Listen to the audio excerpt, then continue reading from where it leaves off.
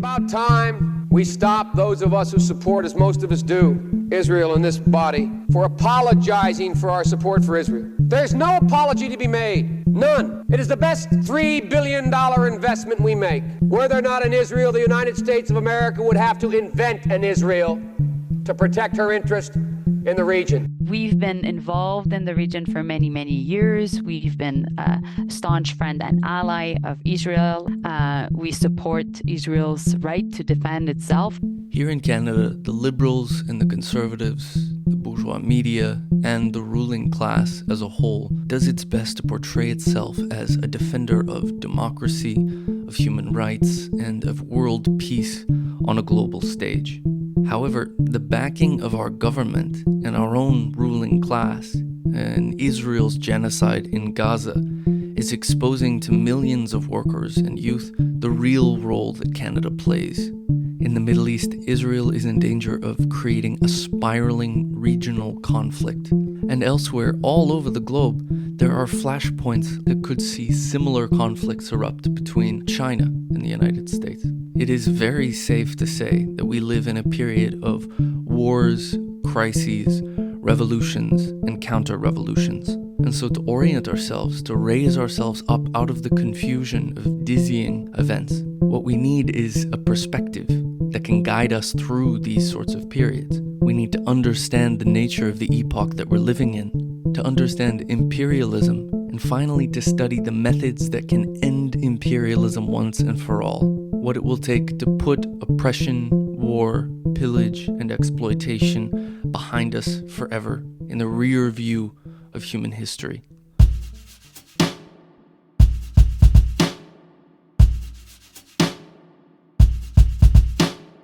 Hello again, comrades, and welcome back to this week's episode of the Revolutionary Communist Podcast. This week we are joined by Benoit Tanguay, an editor of Communist Revolution and Révolution Communiste, the official newspapers of the Revolutionary Communist Party. Benoit, thank you for joining us. Hi, thank you for having me. So this week we're going to be discussing Lenin's book, Imperialism, the Highest Stage of Capitalism, which you wrote right in the midst of the First World War. Why is this book useful or necessary for us in trying to understand the world today? Hasn't so much changed in the last 100 years? Well, no, on the contrary, the processes described by Lenin back in the days are still extremely actual, are very much happening today. We can see it exploding these days, the crisis of imperialism across the world, where you have growing tensions and conflicts between different imperialist blocs, with the rise of China, with the growing assertiveness of countries like Russia, like Turkey, the UAE, Iran, all these regional powers.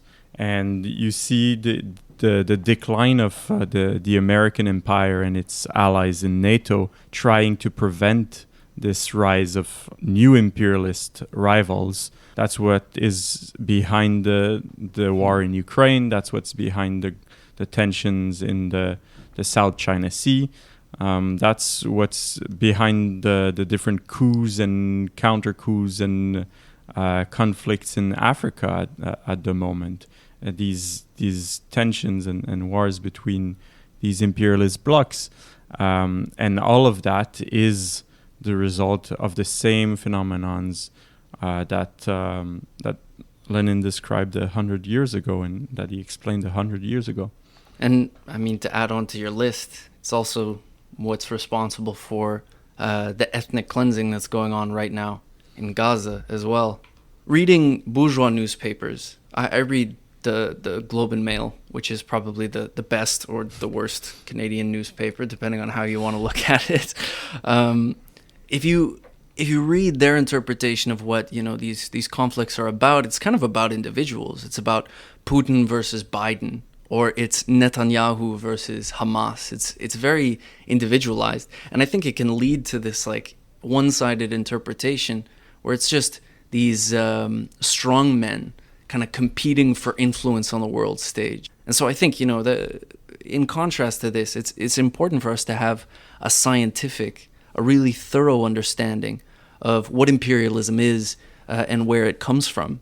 So what was Lenin's definition of imperialism? Maybe we can use that as a starting point. Lenin, actually, it's interesting. Lenin went and studied extensively this question. He did not start out from nothing, but he read economic papers and different economic journals, different books on the topic. There was a couple of books written on imperialism before Lenin, one by a certain liberal author named Hobson, another one by a German social democrat named Hilferding.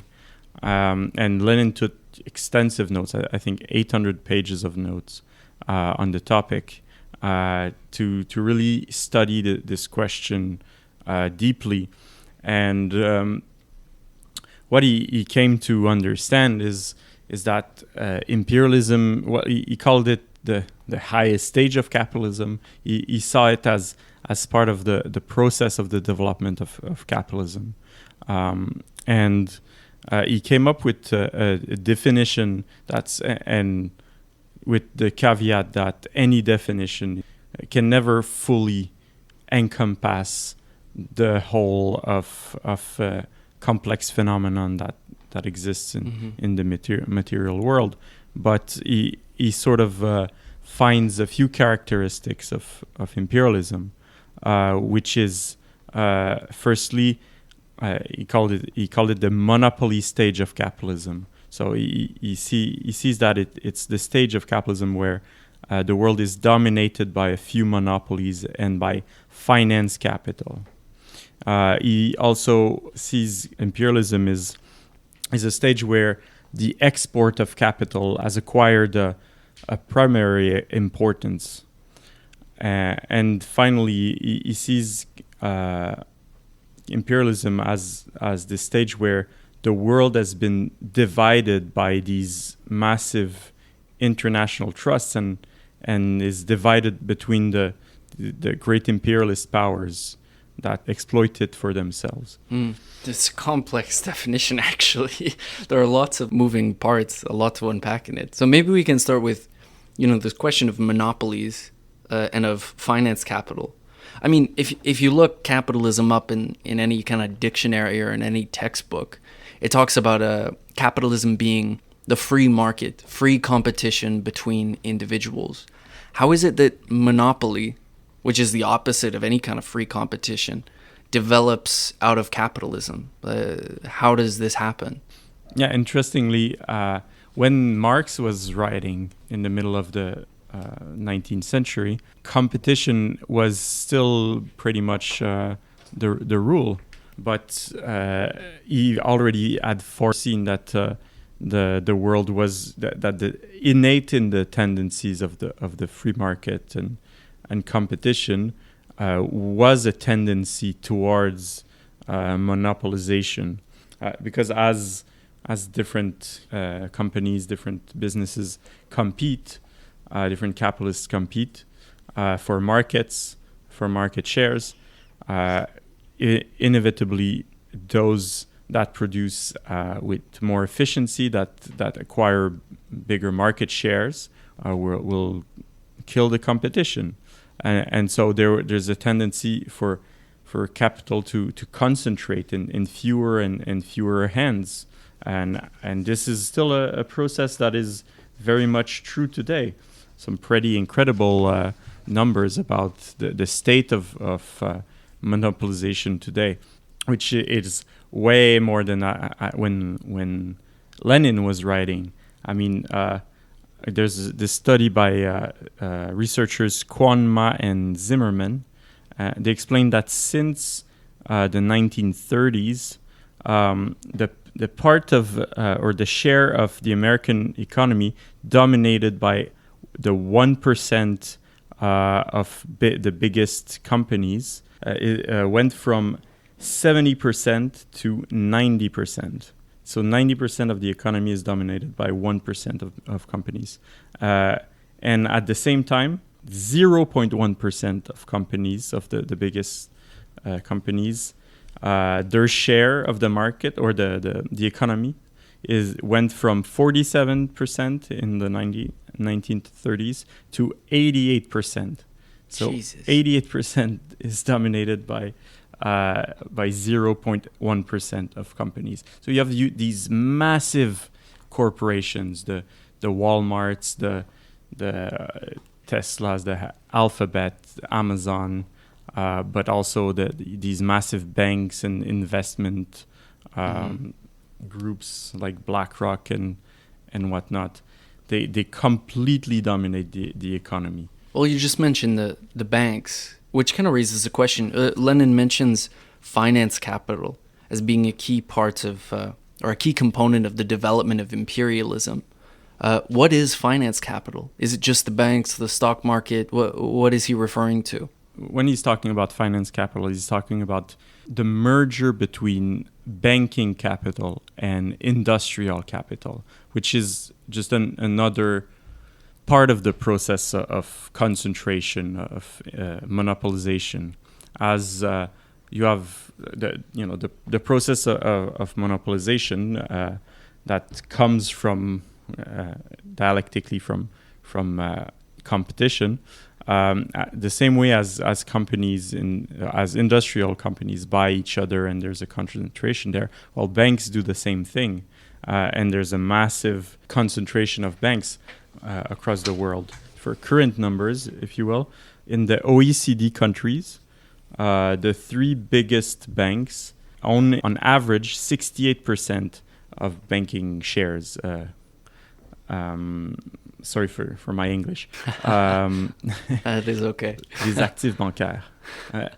And so what happens is these massive banks, they start doing at a certain stage at the turn of the 20th century, they start being active not only in banking and traditional banking operations, lending and whatnot, but they start simply investing the money that they're accumulating from others. They start reinvesting it, and they start buying shares in industrial corporations, and so they start basically controlling also industrial capital, and they start and there's really what Lenin describes as a merger between industrial and banking capital. As these big banks, they start even putting bankers on the boards of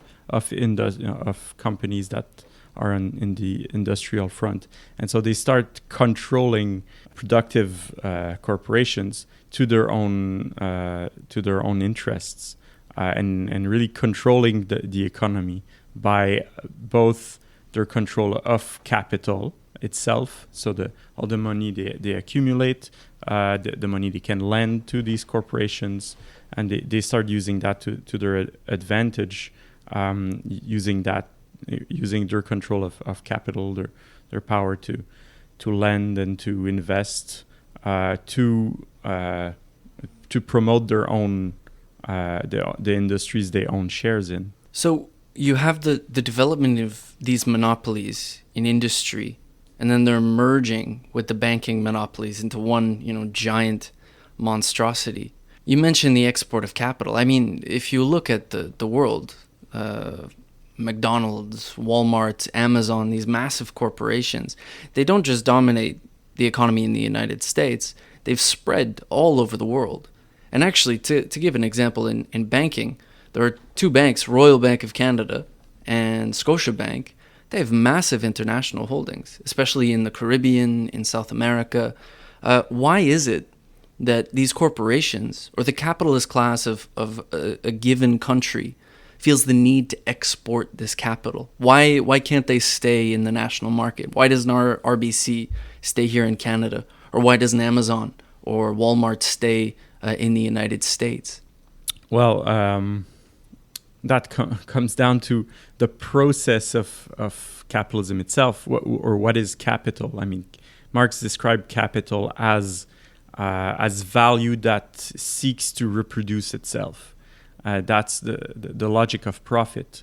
And this capital will find every avenue it can to reproduce itself. And when on the national front, the perspectives for profit are lower, it will find other avenues. It will find new markets. It will find new place to invest in foreign markets, in foreign countries. And that's exactly what happens.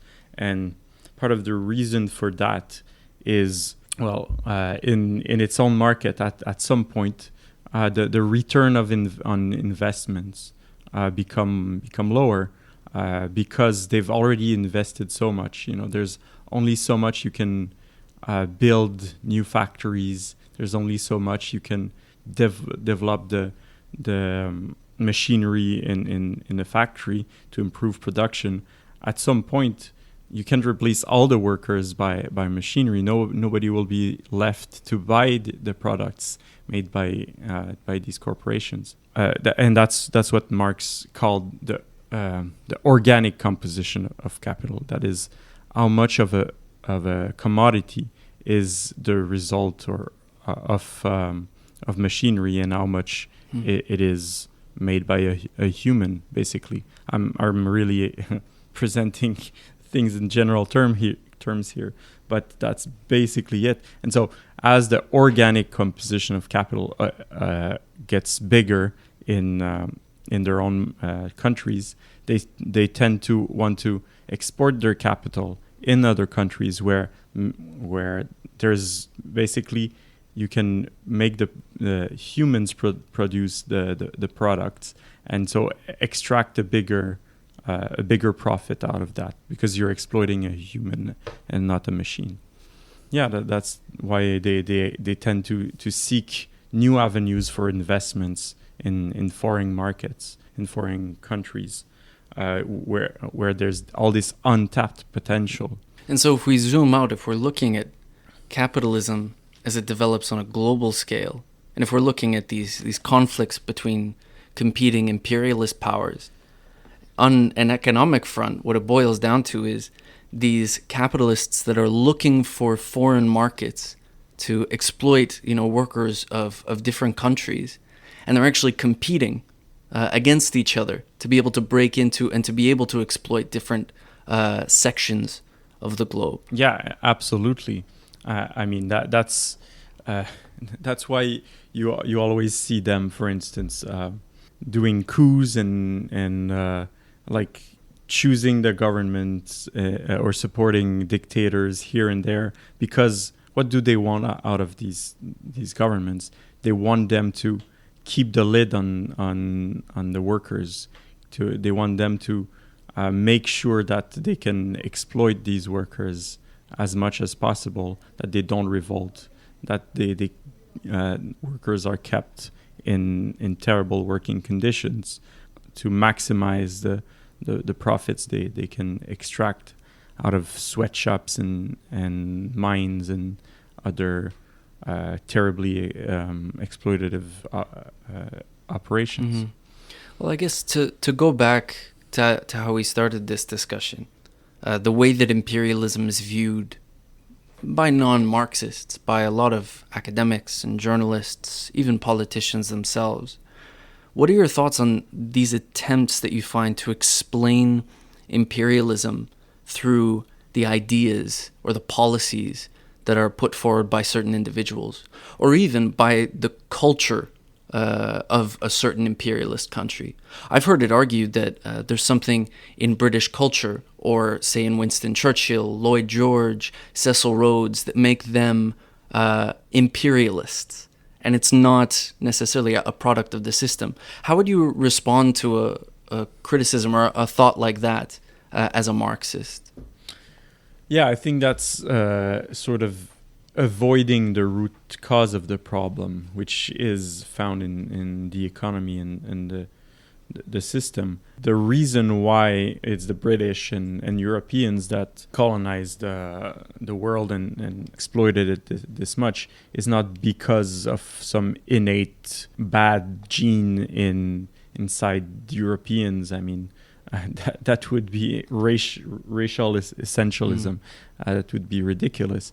No, it's because that's where capitalism developed first. That's where capitalism was birthed, and they were in advance with other countries in terms of development. But there's nothing essential to European culture into that. I mean, look at Japan, for instance, and the terrible things it did to China. Or look at what China is doing now. Now that China is becoming a new imperialist power, Chinese imperialism is a very real thing. It is exporting its capital massively throughout Africa and Latin America. It's taking advantage of for instance, one thing I haven't talked about yet, but it is the export of capital through loans. And China is now the biggest lender to states, the biggest owner of sovereign debt. And so all these poor countries that have debt towards China, and it's taking advantage of that. For instance, and recently, China, I think, took control of the port of Colombo in Sri Lanka because Sri Lanka could not repay its debt to China. It took over their port for 99 years in exchange for underwriting Sri Lanka's debt. Is that not imperialism? If it's not, I don't know what it is. And so there's nothing particularly European about that. It's the logic of capital. It's the logic of capital wanting to export itself and wanting to reproduce itself through any means necessary. But a question that's come up is, if you look at the history of different class societies, isn't imperialism actually older than capitalism? I mean, you look at ancient Rome, you look at the Ottoman Empire. These are older than the capitalist system, and yet you see similar dynamics in many cases. So how can we understand that as Marxists? Well, what I would say is it's sort of a semantic trick here, because yes, you have Roman imperialism, you have all these other imperialism before the birth of capitalism, but the question is, what is the motor force of that? What is driving this imperialism? And it's totally not the same logic, the same economic forces. So we're talking about two very different phenomenons. I mean, Roman imperialism was not driven by capital wanting to export itself and to conquer new markets and new spheres of influence, new natural resources. It was driven by the need for the Roman Empire to constantly find new slaves and new land to give to its soldiers in order to get them to go conquer more territory, to find more slaves to maintain itself. It was necessitated by the internal logic of Roman society, which is completely different from modern imperialism. So there was imperialism in the past, but we're not talking about the same thing. It's not the same logic, the same process. And so to be able to understand each of these different forms that I guess imperialism, in the broad sense of the word, has taken, it's necessary to understand the class basis or the economic foundation that it developed out of, and the contradictions in that system. Exactly. Like it's the contradiction of the slave society that leads to, the expansion of Rome across the entire Mediterranean, and it's the contradictions at the heart of capitalism that lead it to chase profits all over the world. But to equate the two just because the word that we happen to use is the same, it's kind of sort of intellectual laziness in a way. Yeah, it's an explanation that doesn't explain anything. Yeah, that's a good way of putting it. Well, you mentioned, Lenin studied this question in depth, especially after the beginning of the First World War. What was he arguing against, and how did he approach this question? Because up until this point, there wasn't really a complete picture of this new stage in the development of capitalism. How was it that Lenin was able to arrive at these conclusions? Yeah, he writes in the middle of the First World War, and it's not for nothing that he describes the process of imperialism at that stage, because if you replace it in the context, what had happened 2 years prior, in 1914, is you had the explosion of the First World War, and the whole socialist movement across the world had betrayed the workers' movement by supporting their own national bourgeoisie in that terrible war.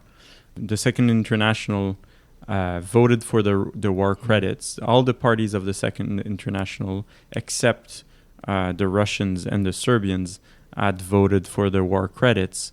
So had basically taken the side of their own bourgeoisie against the other side, in a war that was a war for what? For the spoils of imperialist conquest.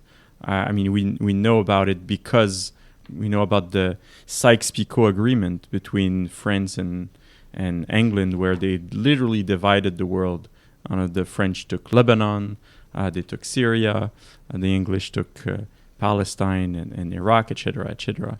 And so Lenin was arguing against these against the idea that, well, we was explaining how the First World War came to be, what was the motor force behind it, and he was explaining, arguing against, for instance, pacifists who were saying, "Oh, all we need is peace. Okay, but how do we get peace? What is peace under capitalism?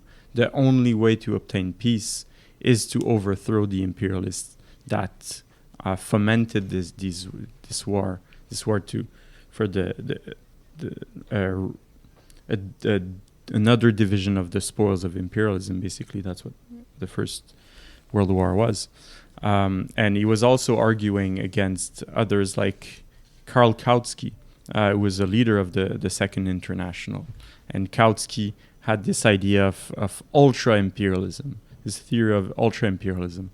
And his idea was that, you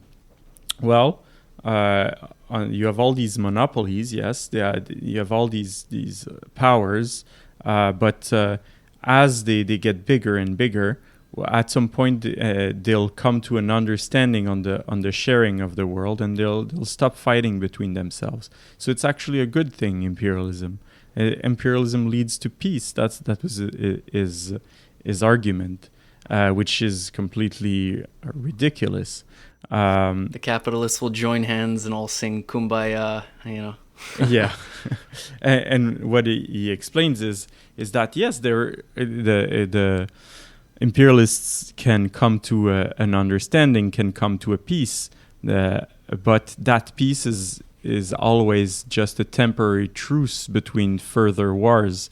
That peace is only based upon the current relations of forces between the imperialists. There is a certain equilibrium that happens eventually between the imperialists. That's what leads to a peace. Okay, Germany is defeated, the Entente is victorious. So okay, there's a status quo here. There's a certain understanding. But when the relations of forces change again, and that's what happened in the Second World War, when the relations of forces change, then the equilibrium is broken, and let's say the underdog, the rising rival power, wants to take what it considers to be its righteous share of the loot, and that's why Germany tried to attacked again, because it wanted it felt like it should have more shares of the loot. And then what happened after the Second World War? Well, the U.S. became the dominant power and dominated the world for a whole period. And what we're seeing right now, the current tensions between China and the U.S. And whatnot, it is another expression of that phenomenon where China feels like its share of the imperialist loot does not correspond to its position in its power. It is the second most powerful country on earth, and it's growing and growing, and it wants a resharing of the loot. And so, in between these imperialists, between these imperialist brigands that go to war for their own interests, for imperialist loot, we cannot take position. It's not, as communists, we cannot. The working class has no interest in these conflicts, whereas, as Lenin was, he was arguing against these leaders of the Second International. Each of one was saying that it was supporting their own national bourgeoisie, but Lenin was saying, no, you're just supporting your own imperialists. They're not fighting for democracy or whatever. They're fighting for the spoils, for the exploitation of the colonies, for markets, for natural resources and spheres of influence. That is the nature of that war, and that's the nature of wars under imperialism, and we cannot take sides in these wars. The working class has no interest in them. Well, I think you described really well competition between imperialist powers. And it's obviously not constant. China and the United States have not constantly been at each other's throats. It's only with the growth of China, and especially with its export of capital, that suddenly it's stepped into the turf of America's backyard, especially in like South America in particular, an old holding of the United States. It's interesting the way that you described how that takes place on a global scale. I think one thing that I would want to add is actually just how much this affects politics and really the class struggle in particular in imperialist countries. Because obviously the export of capital is good for the capitalists, but at the same time you described these leaders of the socialist parties across Europe siding with their own capitalist class. Actually, there's a quote that's in Imperialism that I think is really, really quite fascinating. It's not a quote from Lenin. It's a quote that Lenin pulls from a French apologist of imperialism, where he says, impatience, irration, and hatred are accumulating in all the countries of the old civilization and are becoming a menace to public order. The energy which is being hurled out of the definite class channel must be given employment abroad in order to avert an explosion at home. And so, fighting against declining living standards or fighting against unemployment at home, it becomes necessary as well to keep some sort of class peace or relative class peace, to find new layers of the world working class that can be exploited. And it actually allows the capitalist, based on the hyper profits, the massive profits that they're reaping in from all over the world, to buy off a certain layer of the working class. And I think this layer of the leaders of the old socialist parties who had over the course of decades, gotten to the point where they were comfortable just making deals with the capitalists, negotiating on behalf of the workers who were organized in the unions, had seats in parliament, were nominally socialists, but had more or less made their peace with the capitalist system. It's another way for the ruling class to co-opt or to buy off the traditional leaders of the working class parties. And actually it sets back the workers' movement in the home country. So talking about how the economic conditions or the contradictions of the society, of capitalist society, lead to political changes and transformations. I think that's a very important element of the equation that we have to understand today. Because in Canada, it's the same dynamic. In the United States, it was largely the same dynamic, especially during the post-war boom. Yeah, no, you're totally right. And another element of that is just the whipping up of a war frenzy as we often see is a way to cut across the class struggle, to divert the attention of workers. It's often the case that a good little war, as they call it, will be a way for a politician that's teetering on the edge of losing power to maintain it himself, to divert the anger against him, and another channel against an external enemy. I mean, that's exactly what Netanyahu is doing in Palestine.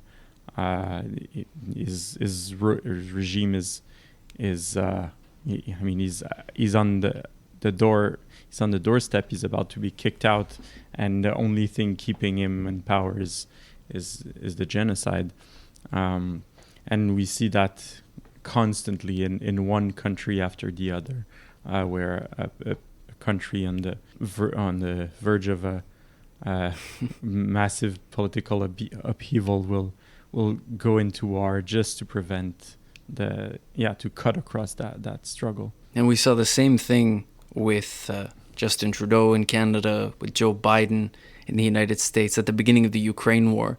There was this big, stirring up of all kinds of slogans for, defending democracy against Putin, against autocracy and Russia, the threat abroad, distracting from the enemy that's actually at home. So I think being able to cut across this as Marxists is important. And I guess to go back to this question, you mentioned the need for, internationalism and for workers' unity across, national boundaries and across the competing imperialist camps. How can we use this to inform, our position, our approach towards conflicts like what we're seeing in Gaza right now, or what we're seeing in the Ukraine, around potential conflicts that could spark up on the Korean Peninsula, in the Strait of Taiwan, all over the world? What should our positions be, towards these imperialist struggles? That's a good question. I mean, in every war, we have to ask ourselves, what are the interests at play? What are who's waging that war for what purpose? And I mean, in all these wars, no, not in all these wars. In the case of China and in the U.S. or Russia and Ukraine, what you have here is two imperialist powers just, battling it out.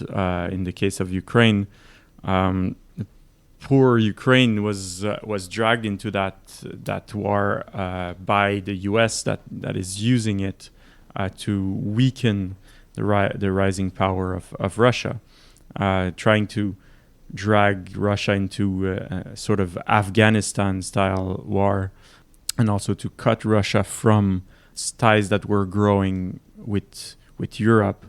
But it completely backfired. But we could not take the workers of any country had no interest, neither in the victory of the Russian gangster, nor in the victory of the NATO imperialists, and in the war, the conflict with China. I mean, it's the same. We have no interest in these wars. And I mean, in the case of Palestine, it's a bit different, because here you have an oppressed people being completely, genocided by an imperialist power that's using, in the case of Israel, Israel is the product of imperialism. It's a tool of the imperialists to control the region. It's an advanced fortress of U.S. imperialism inside the Middle East to guard their oil reserves and to protect the Suez Canal. That's historically what Israel has been used for, and why it has been fostered. And they're letting their little pet dog, their rabid dog, do what it wants to Palestinians who are in the way of their imperialist ambitions. And so in that case, we definitely take the side of the oppressed, because the Palestinians are the oppressed in this case. And we totally support their liberation struggle. So exactly not the same thing at all in this case. In wars, we support the oppressed, but not all wars are a case of oppressor versus oppressed. In some case, like the case of Ukraine, for instance, here the oppressed people are used as a tool of bigger imperialists. Let's say the national question of Ukraine is being used to support is used very cynically by the imperialists to further their interests. Yeah, I think Lenin described, small nations in the epoch of imperialism as pawns or as small change in the bets and the games between competing imperialist powers. And I think that is extremely true of Ukraine. Like right now, Joe Biden is willing to fight Russia to the last drop of Ukrainian blood, but is not willing to actually, send in American troops or to end the war and to end the bloodshed of Ukrainians and of Russian workers as well. And I like how you drew that distinguishing line between what's happening in Gaza and what's happening in the Ukraine. I think it's an important lesson that communists can take, that our approach is not a one-size-fits-all solution. We cannot find a cookie-cutter approach that will fit, each of the different conflicts that emerge under capitalism. And we have to really approach these questions concretely.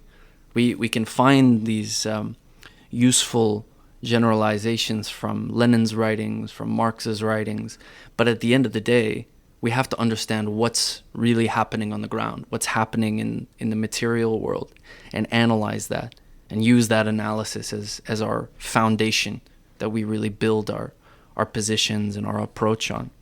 Well, we're starting to run out of time, so I'll ask one last question. Yeah. So that this episode isn't just doom and gloom. What will it take for us to end imperialism once and for all? I mean, that is the big question. Saved it for the end for you. Yeah. Imperialism, as I think we've made very clear, is a product of the capitalist system. It's not a policy of one bad government or the other, and it's not our policy cannot be to support one imperialist against the other. That's not, we're not some. I'm gonna take a little tangent here, but there's this idea of the way to fight imperialism is this idea is very fashionable these days. Multipolarity, against the American imperialism, we have to support the Russians. They're another. They're counterbalancing American imperialism, or we have to support China, which is, that's just supporting another group of imperialists against the other, and the changing relation of power between these imperialists will not foster a peace, and will not prevent further wars. And these imperialist powers, Russia, China, they're not less exploitative. They're not gonna less exploit poorer countries than American imperialists. And so to end imperialism, to end wars, we have to take power out of the hands of these imperialists. And if we come back to it, who are these imperialists? What is imperialism? Well, we said it's the monopoly capitalism. It's the finance capital. These massive banks, these massive corporations, well, to take power out of their hands, what is the source of their power? Their power is their wealth, is their control over the economy. And so they have to be expropriated. They have, we don't control what we don't own, and workers need to take control over these massive businesses, and that requires a revolution. They need to be overthrown. There's no two ways about it. I mean, they spread wars, they destroy the world, and this struggle is a struggle that happens in our own country. So the task of Canadian workers and Québécois workers is to overthrow their own imperialists, and we know that our imperialists are despicable. I mean, if you look at Canadian mining corporations and what they're doing in South America and Africa, our governments are supporting coups, whether it is in Haiti or the rest of Latin America. So our task is overthrowing our own imperialists, just as the task of American workers is to overthrow American imperialists, and Chinese workers is to overthrow Chinese imperialism, and every country. It's the task of their working class. That's the way to do it. The only solution. Let's get organized and let's go do it.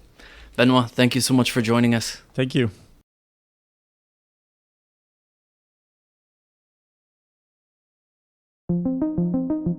I want to take a minute to pitch 2 books in our publishing house. The first is obviously Imperialism, the Highest Stage of Capitalism, Lenin's classic text. But the other is a collection of Lenin's writings, recently put out by well-read publishers, called Lenin on Imperialist War. Both of these books will be essential reading for understanding the nature of the period that we're passing through, the approach that communists must take towards imperialist war, and a very useful study in the method of Lenin himself as a revolutionary that we can use to guide our own work and to strengthen ourselves as communists and as revolutionaries. I'll add links to both books in the show notes below at our bookstore. And as always, if you liked what you heard, if you agree, if you want to join the fight against imperialism on a world scale, then reach out to us, join the Revolutionary Communist International, and start building where you are the forces of communism. See you next time, comrades.